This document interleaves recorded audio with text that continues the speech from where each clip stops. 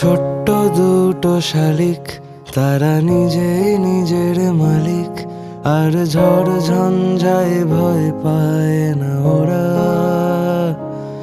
নেই চাল চুলো তবু হাসি মুখ এক জোড়া।